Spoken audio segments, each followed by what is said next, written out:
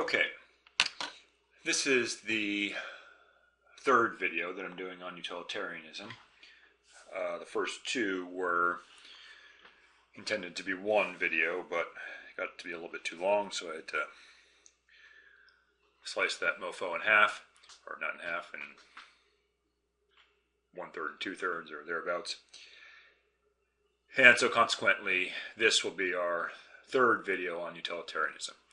And in this video, I want to talk about something that Appia talks about, something that Appia has on page 207, which is a criticism of utilitarianism. In fact, a criticism of sort of the types of values that I was using in the example that I showed you in the previous video. Okay, and actually before I talk about this, let me just say very briefly that although Appia is a little lukewarm on utilitarianism, utilitarianism is considered a major theory within ethics, and what we're looking at right here on these two pages, pages 206 and page 207, are, it's a pretty quick look at utilitarianism. But there are a variety of different versions of utilitarianism, and the theory is, in many ways, more detailed, has become more detailed than the version that Bentham originally laid out. But okay, in any case, so here Appia is pointing out some problems with measuring, putting a measure on happiness, or as he says later on page 206, putting a measure on utility, or the amount of satisfaction that someone's going to get out of a particular action. And just to give you an example here, let's take our two characters that Appia is talking about.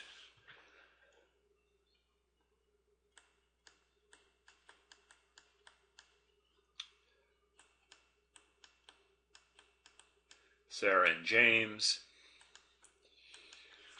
And let's say both Sarah and James are, let's say they're both 20 years old, so they're both college age, and we'll consider three situations that they might be in.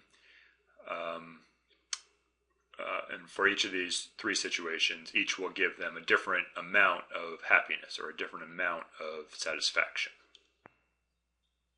Okay. What we have here are three different activities that Sarah and James could be doing this year.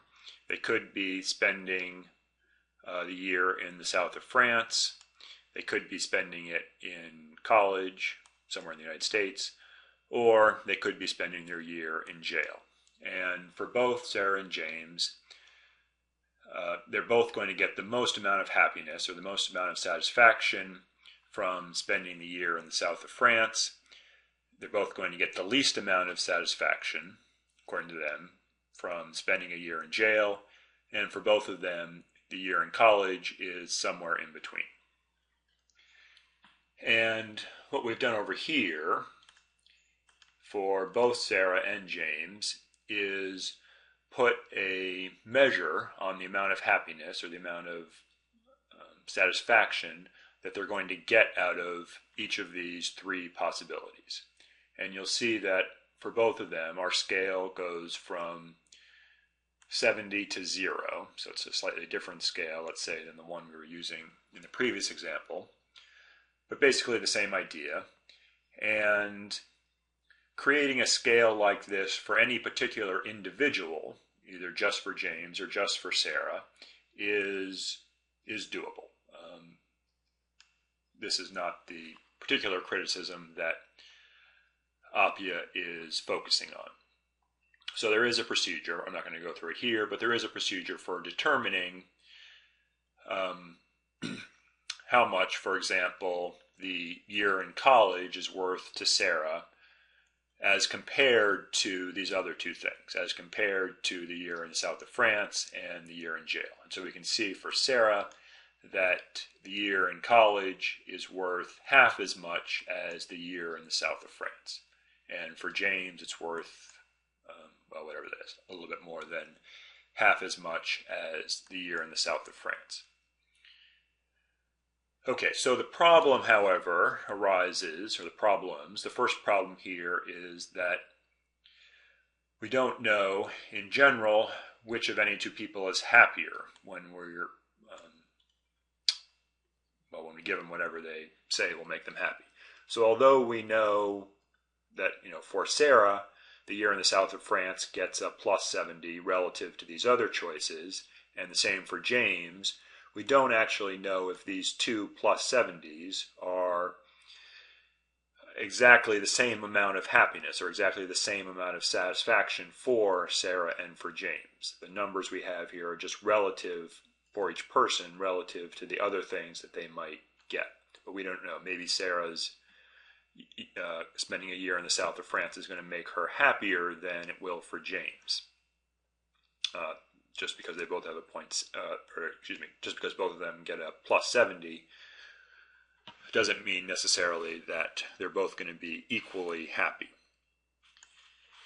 Nevertheless, of course, it does make sense to say that this plus 70, if James gets the year in the south of France, he's going to be happier than Sarah will be if she spends the year in jail. So even though maybe the measure itself doesn't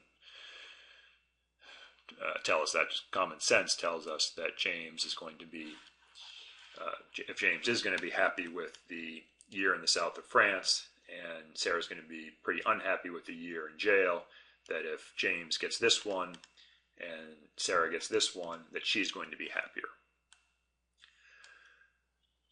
Okay, but then even if we do think we know who is happier, it's difficult to say that the amount of happiness, not for each person, but between the two people, can be measured precisely. So it's difficult to say, maybe the year at college will make James somewhat happier than it will make Sarah, but just because of our scale here, there doesn't seem to be any reason to say that James is going to be, 10 units of happiness happier than Sarah is, or we don't know that just from looking at the numbers that we've created here.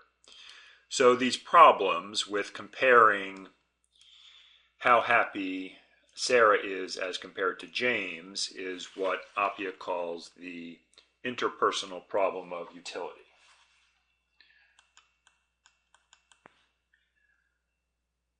Okay, the interpersonal problem of utility, and that's on page 208. Now, quickly, just in closing, although Appia's criticisms are accurate, you might also notice, and the example we looked at in the previous video is an illustration of this, that when we're looking at making a moral decision, often it's not going to matter if one person gets slightly more satisfaction or slightly less satisfaction than someone else. Often, as in the case with the life raft, or the two guys on the life raft, and one of them having the cure for cancer, we don't need to be quite so precise in our measurements of utility. In fact, it's enough just to notice that our action is going to cause a certain amount of harm for some people, or just harm for some people, and it's going to cause benefits for other people. And so in that case, we just need to see how many people are benefited, how many people are harmed, and often that will tell us which action is going to create more happiness. We don't have to get down to the